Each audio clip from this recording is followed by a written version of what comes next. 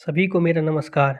आज हम पढ़ेंगे सीमांत उपयोगिता ह्रास नियम, law of diminishing marginal utility. तो आगे देखते हैं हम। कह रहा सीमांत उपयोगिता ह्रास नियम। तो सबसे पहले कह रहा है ये कि यह एक सार्वभौमिक नियम है।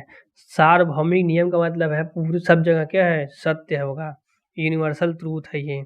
दूसरा कह रहा है कि यह नियम क्या है, उपभोक्ता के व्यवहार पर आधारित है।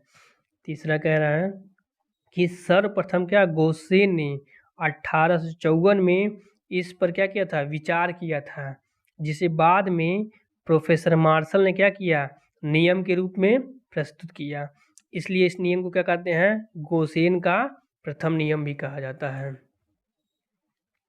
फिर कह रहा है कि इस नियम में प्रोफेसर मार्शल क्या कहते हैं, कह रहे हैं कि अन्य बातें समान रहने पर जब किसी वस्तु की अधिक इकाइयों का निरंतर उपभोग किया जाता है, तब प्रत्येक अगली इकाई से मिलने वाली अतिरिक्त उपयोगिता या फिर सीमांत उपयोगिता घटती है।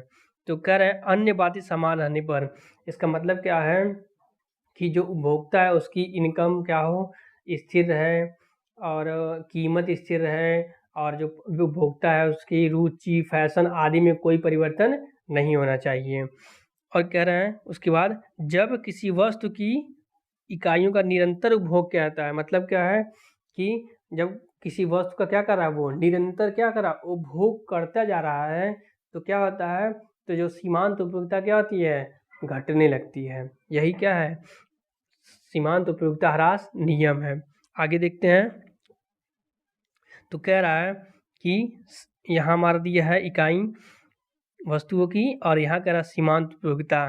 तो देखिए क्या कर रहा है कि जब हम क्या करते हैं, वस्तुओं की इकाइयों में क्या करते हैं, निरंतर वृद्धि करते हैं, तब क्या होता है, सीमांत उपयोगिता घटने लगती है। तो हम क्या कर, देखिए वस्तु की इकाई क्या कर, निरंतर क्या कर रहे हैं, वृद्धि कर रहे हैं। तो क्या हो रहा है, मेरा सीमांत उपयोगिता घट रही है। देखिए एक इकाई पर क्या था, उपभोग पर 10, दूसरी इकाई पे 8, तीसरी पे 6, चौथी पे फिर मेरा 4 आ गया, पाँचवीं पे 2, छठवीं पे 0, और सातवें पे क्या हो गया, -2 आ गया। मतलब क्या हो रहा है, जैसे जैसे हम 1, 2, 3 अपना क्या कर रहे हैं, उपभोग की इकाइयों को क्या कर रहे हैं, निरंतर बढ़ा रहे हैं, वैसे वैसे क्या आ रहा है, मेरा सीमांत उपयोगिता घटती जा रही है। नीचे ग्राफ के माध्यम से देखते हैं। इधर दिया है सीमांत उपयोगिता, इधर कह रहा है इकाइयाँ, वस्तु की इकाइयाँ दिया है। तो देखिए यहाँ से इधर जब हम जा रहे हैं तो क्या हो रहा है, इकाइयाँ की मेरी क्या बढ़ रही है, और इधर क्या देखिए सीमांत उपयोगिता क्या हो रही है, घट रही है।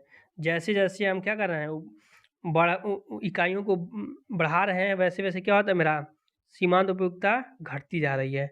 यही क्या है, सीमांत उपयोगिता ह्रास नियम। आगे देखते हैं। कह रहा है इसकी मान्यताएं क्या होती हैं।